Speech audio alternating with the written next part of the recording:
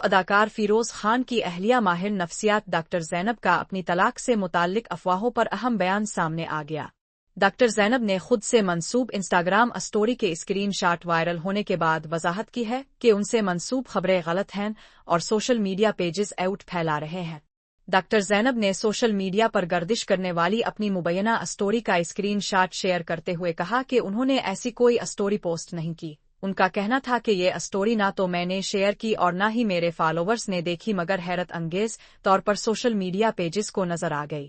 انہوں نے مداحوں سے اپیل کی کہ وہ ایسے پیجز پر یقین نہ کرے اور جھوٹی خبریں پھیلانے والے اکاؤنٹس کو رپورٹ کرے، کیونکہ ایسی افواہیں لوگوں کے لیے ذہنی اذیت کا باعث بنتی ہے۔ سوشل میڈیا پر وائرل ہونے والے مبینہ اسکرین شاٹ میں دعویٰ کیا گیا تھا کہ زینب فیروز نے طلاق لینے کا فیصلہ کیا ہے۔ اس اسٹوری میں ایک خاتون کے جذباتی پیغام کے ذریعے بتایا گیا کہ وہ ایک ایسے رشتے میں ہیں جہاں بحثیں جھگڑوں میں بدل چکی ہیں۔ وہ مسلسل دباؤ اور ذہنی بالی ووڈ کی مشہور فلم مینا بھائی MBBS میں کردار سرکت کے لیے مشہور اداکار ارشد وارثی نے حال ہی میں ایک پوڈکاسٹ کے دوران انکشاف کیا ہے کہ انہیں کس بات پر بے حد افسوس ہے۔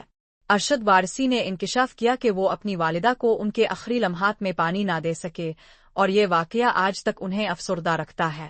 انہوں نے بتایا کہ وہ صرف 14 سال کے تھے جب ان کے والدین انتقال کر گئے۔ اداکار نے بتایا کہ ان کی والدہ گردوں کے مرض میں مبتلا تھیں اور ڈائلاسس پر تھیں۔ ڈاکٹروں نے گھر والوں کو سختی سے ہدایت دی تھی کہ انہیں پینے کے لیے پانی نہ دیا جائے، جبکہ ان کی والدہ کا جس رات انتقال ہوا وہ پانی مانگتی رہی اور میں نے انہیں اس لیے پانی نہیں دیا کہ ڈاکٹرز نے منع کر رکھا تھا۔ سویڈن سے تعلق رکھنے والی آرٹسٹ کراچی کے پالک پنیر کی دیوانی ہو گئی اور اعتراف کیا ہے کہ یہاں کا پالک پنیر بھارت اور سویڈن سے زیادہ مزے کا ہے۔ کراچی آرٹس کونسل میں جاری ورلڈ کلچر فیسٹیول میں شرکت کے لیے آئی سویڈش میورل آرٹسٹ دومی فارسٹ پاکستان میں 2 بڑے وال آرٹ پینٹنگز بنا رہی ہیں، جن میں محبت، فطرت اور انسانی تعلق کو علامتی انداز میں پیش کیا گیا ہے۔ دومی کا کہنا ہے کہ یہ ان کا پاکستان میں پہلا تجربہ ہے جو مثبت توانائی اور محبت سے بھرپور ہے۔ وہ پہلی بار اپنے اسسٹنٹس کے ساتھ کام کر رہی ہیں۔ اپنے فن کے بارے میں انہوں نے بتایا کہ وہ علامتی انداز میں کام کرتی ہے۔ ان کی پینٹنگ میں وائکنگ کشتی، ریچھ کے پنجے، بچہ اور آنکھیں شامل ہیں جو طاقت، حفاظت اور زندگی کی ابتدا کی علامت ہے۔ دومی نے پاکستانی کھانوں کی بھی تعریف کی، خاص طور پر پالک پنیر کی، اور ہنستے ہوئے کہا، میں نے اسے سویڈن اور بھارت میں بھی کھایا ہے، مگر یہاں یہ زیادہ مزیدار اور مسالے دار ہے۔ ایشوریہ رائے 52 سال کی ہو گئی۔ 1994 میں مس ورلڈ بننے اور دہائیوں سے فلم بینوں کے دلوں پر راج کرنے والی ایشوریہ رائے آج اپنی 52 سالگرہ منا رہی ہے۔ ہم دل چکے صنم اور دیوداس جیسی سپر ہٹ فلمیں دینے والی ایشوریہ رائے نے اپنے کیریئر میں کبھی پیچھے منہ کو نہیں دیکھا۔